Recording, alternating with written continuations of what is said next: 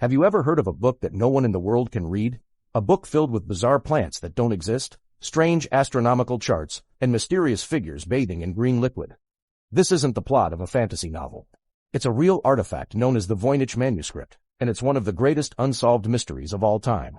The story begins in 1912, when a Polish-American book dealer named Wilfred Voynich stumbled upon a strange manuscript in a collection he purchased from a Jesuit college in Italy. The book was small, but it was packed with around 240 vellum pages of handwritten text and colorful illustrations. The script was unlike any known language, flowing elegantly across the pages.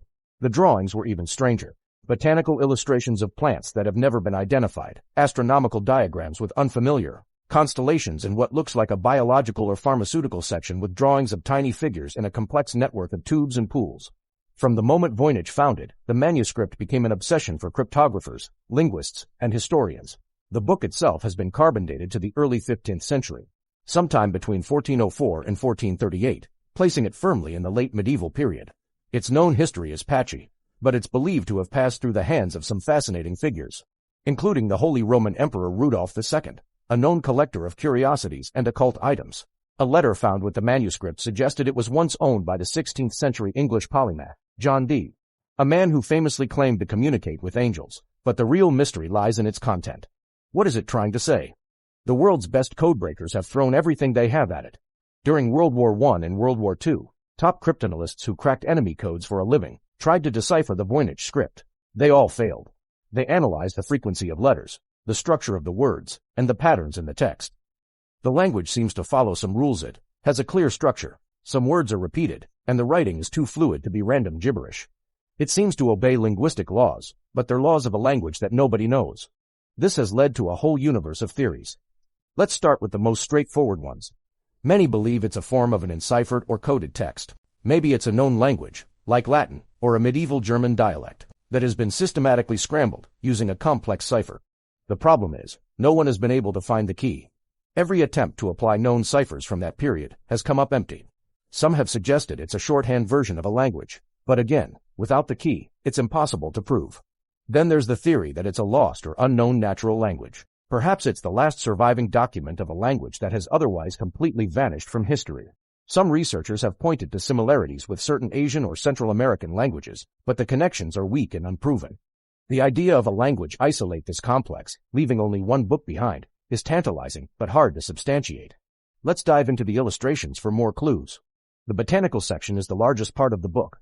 It's filled with detailed drawings of plants. But here's the catch. Botanists can't identify most of them. Some seem to be composite plants, where the root of one species is attached to the flower of another and the leaves of a third. This has led to the theory that the manuscript is an herbal, a medieval guide to medicinal plants. But if the plants are imaginary, what kind of guide is it? Perhaps it was a book on alchemy, where the strange plants and astronomical charts were symbolic representations of alchemical processes. Alchemy was a big deal in the 15th century, a mix of science, philosophy, and mysticism. And its texts were often deliberately obscure to protect its secrets. The astronomical section is just as baffling. It features zodiac signs, suns, and moons, but arranged in unfamiliar ways. Some diagrams look like cosmic clocks or calendars.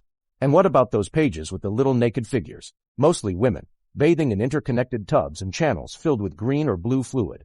This balneological section has been interpreted as anything from a guide to public health and bathing, to a representation of the human reproductive system. Two more symbolic alchemical processes involving liquids and purification. Of course, with a mystery this deep, you're going to get some wilder theories. Some have proposed that the manuscript is the work of a young Leonardo da Vinci, or even that it's of extraterrestrial origin. While these ideas are exciting, there's no evidence to support them. But there is one major theory that casts a shadow over all the others. What if the Voynich manuscript is just a big, elaborate hoax? Could someone in the 15th century have created this entire book just to fool people?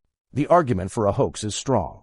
The text has some strange statistical properties that are different from natural languages. For example, some words appear multiple times on a single page, but then not again for the rest of the book.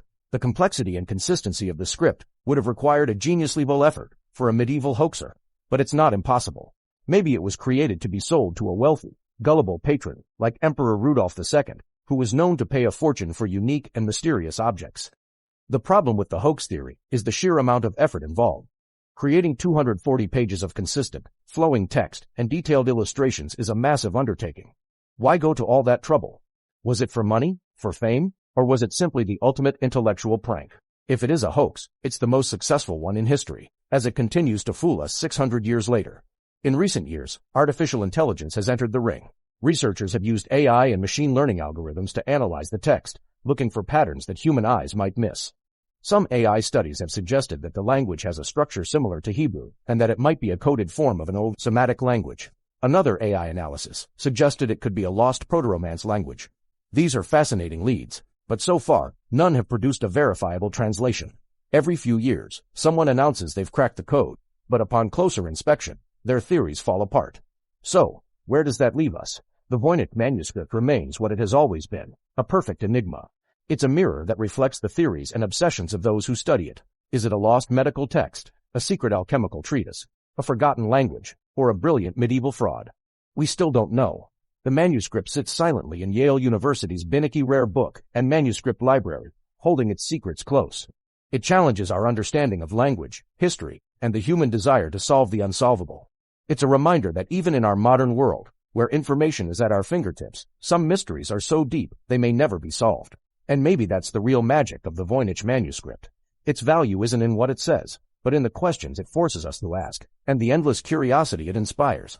What do you think it is? Let me know your theory in the comments below. Thanks for watching, and if you love diving into historical mysteries like this one, be sure to subscribe for more.